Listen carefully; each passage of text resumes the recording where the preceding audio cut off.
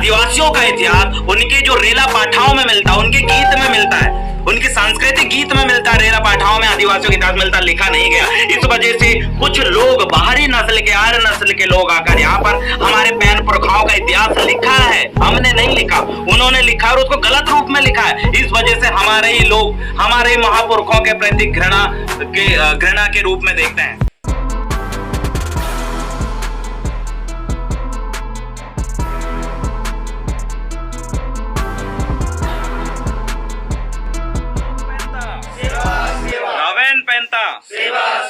सेवा जोहार। राजा कोट ढाना में हम यहाँ पर बैठे हुए हैं। राजा कोट ढाना देवगढ़ के जो राजा जाटवा साहब ध्रुवा है, इनका जन्म स्थली है और राजा जाटवा साहब ध्रुवा के वंशजों ने ही नागपुर और भोपाल की स्थापना करे हैं। वक्त बुलंद साहब ध्रुवा, भोपाल सल्लाम, कमलावती रानी जो है, और आज यहाँ पर हुआ है रावण की स्थापना। रावण पैंता साथियों, रावण पैंता, आज मैं यहाँ पर रावण पैन के सामने समक्ष बैठा हूँ। यहाँ रावण की प्रतिमा स्थापित हुई हमारे पैन पुरखाओं की, और मैंने फेसबुक में बहुत सारे साथी, सोशल मीडिया में बहुत सारे साथियों की कमेंट्स पढ़ा कि इस बार जो है हम विरोध दर्ज क्यों नहीं कर रहे हैं।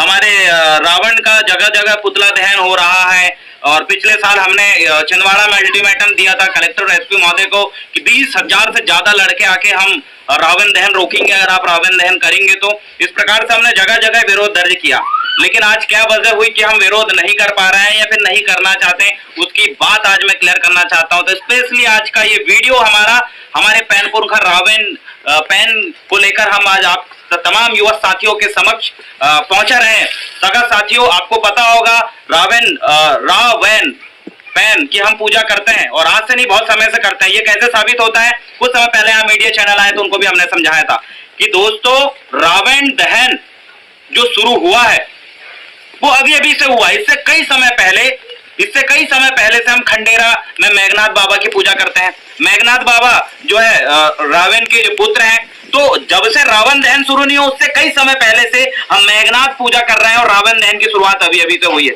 आखिर क्या है, 10 सिर वाला रावण अचानक लोग उसको प्रस्तुत कर क्यों जलाना शुरू कर दिए। तो मैं आपको ये बात क्लियर कर समझा दूं, आदिवासियों की जो महापुरख रहे हैं, कोया पुनेम को मानने वाले जो लोग रहे हैं, कुपार लिंगों की बात मानने वाले जो लोग रहे हैं, और जो बहुजन विचारधारा के जो लोग रहे हैं, इनके महापुरुषों की छवि को धूमिल करने के उद्देश्य से कई प्रकार से नाना प्रकार के भ्रमित रूप आपके सामने लाया गया, और उनको आपके समक्ष जो है खलनायक और असभ्य और राक्षस के रूप में प्रस्तुत किया गया।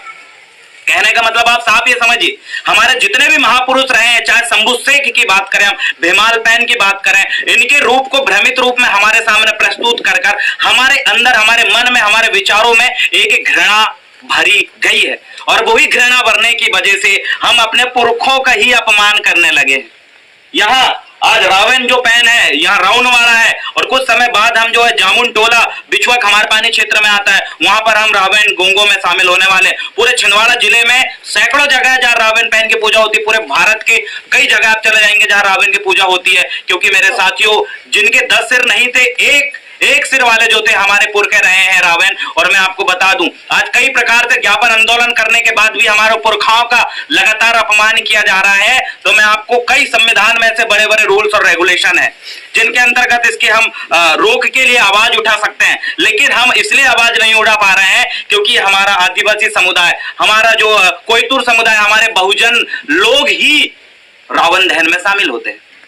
जी हाँ, जहां जहां रावण दहन हो रहा है वहां पर जाके देख लीजिए, 70% हमारे ही आदिवासी भाई, हमारे ही बहुजन साथी वहां पर बैठकर रावण दहन कर रहा है। तो सर्वप्रथम विरोध करने से पहले हमें अपने समुदाय के जो लोग हैं, जिनको हमारे महान पुरखों का इतिहास नहीं पता, जो सिर्फ भ्रमित रूप में उलझ के रह गए हैं, सर्वप्रथम उनके दिमाग में ये चीज, ये गलत अवधारणा और गलत मानसिकता को दूर करना होगा। जिस दिन हमारे 90% भी कोयतुर समुदाय, आदिवासी समाज और बहुजन लोग ये जान जाएंगे कि हमारे पुरखा है, उस दिन अगर हम विरोध करेंगे तो सरकार को मानना ही पड़ेगा। लेकिन हमारे ही लोग आयोजन में शामिल होते हैं, हमारे ही लोगों ने, अभी हम देखें कि रावण का पुतला फूंकते हैं हमारे ही लोग। क्यों? क्योंकि उनको ये चीज पता नहीं है, उनको वो जो महत्वपूर्ण इतिहास है, जो लिखा हुआ इतिहास है, हमारा इतिहास तो वैसे भी लिखा हुआ नहीं है, उनको उल्टा इतिहास पता था और उसमें उलझ के रह गए।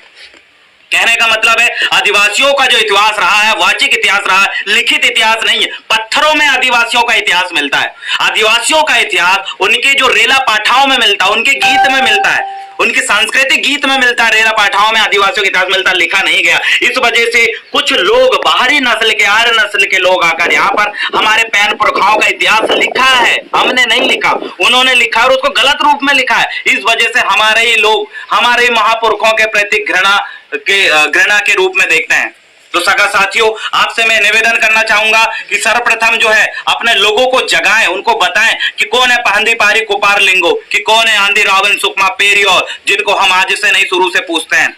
जी हाँ, आंधी रावण सुकमा पेरू, आई रावण, कई रावण, मही रावण, ऐसे हम सैकड़ों रावणों को पूजते हैं। वो कौन है, क्या है ये रावण उपाधि, क्या है शंकर उपाधि, क्या है शंभु उपाधि, कितने 88 शंभु सीख रहे हैं। जब तक हम ये तमाम चीज नहीं जानेंगे, हमारे लोग इसको 100% नहीं समझेंगे, तब तक हम किसी चीज का विरोध नहीं कर पाएंगे। क्योंकि आप विरोध करोगे और आप ही का दूसरा भाई बोलेगा, अरे तू कैसी बात कर रहा है, क्यों, उसको पता नहीं है ना।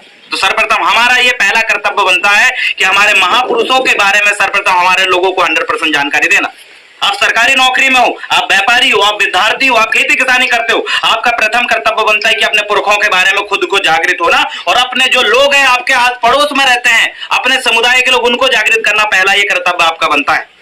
आपसे हम राजनीति करने के लिए नहीं बोल रहे हैं। सरकारी कर्मचारी जो खुल के नहीं बोल पाते, आप राजनीति नहीं है, इतिहास बताना, इतिहास पढ़ना, इतिहास को जानना, ये गलत नहीं है। तो सर्वप्रथम जितने भी सरकारी कर्मचारी, उनका प्रथम ये काम बनता है, हमारे विद्यार्थियों का काम बनता है अपने पुरखों के बारे में 100% जानना।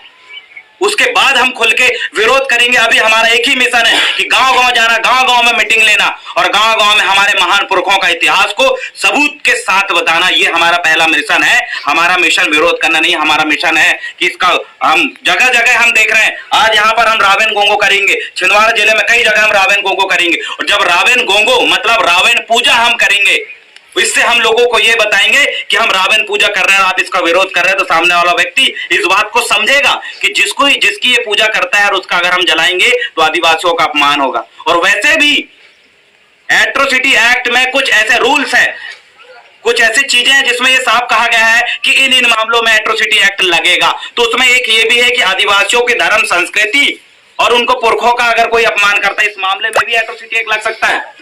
हमें 100% जागने की देरी है। हम 100% जिस दिन जाग जाएंगे, उस दिन हम जो लोग रावण का दहन करेंगे, हमारे पुरखा का दहन करेंगे, उनके ऊपर हम एट्रोसिटी एक्ट के अंतर्गत भी कार्रवाई करा सकते हैं। बड़ी बड़ी धारा है, भारतीय संविधान के आधे से ज्यादा आर्टिकल हमारे साथ है। तो सगा साथियों, विरोध की जगह मीटिंग लीजिए, लोगों को जागरूक करिए, एक होइए, क्योंकि एक होंगे तो हम लड़ेंगे, और लड़ेंगे तो हम जीतेंगे, लड़ेंगे तो हम जीतेंगे। रावण पेंता सेवा सेवा, रावण पेंता सेवा सेवा, रावण हमारे पुरखा है, पुरखा है, पुरखा है, रावण हमारे पुरखा है, पुरखा है, पुरखा है, अरे रावण हमारे पुरखा है, पुरखा है, पुरखा है। हमारे पुरखाओं का गलत प्रकार से भ्रमित रूप हमारे सामने लाकर घृणा भरा जा रहा है। इसलिए रावण और रावण में अंतर समझिए और रावण का इतिहास जानिए। रावण का इतिहास आप जानोगे तो आपको वही बहुत सारी ऐसी मोटी मोटी किताबों में उल्टा सीधा मिल जाएगा, लेकिन जिस दिन रावण का इतिहास आप पढ़ोगे तो आपको एक्चुअल इतिहास मिलेगा। और जिस दिन आपके सामने एक्चुअल इतिहास अगर सामने आएगा तो आप समझोगे, खुद समझोगे, लोगों को समझाएंगे। और जब जगह जगह हमारे इन पैन पुरखाओं का गोंगो अर्चना पूजा होने लगेगा तो उस दिन लोग खुद ब खुद समझ जाएंगा कि ये आदिवासी समुदाय के, इस बहुजन लोगों के सबसे बड़े सम्मानीय देवता रहे हैं, इनका हम अपमान नहीं करेंगे। तो धीरे धीरे वो लोग बंद करने लगेंगे। तो पहला उद्देश्य क्या है?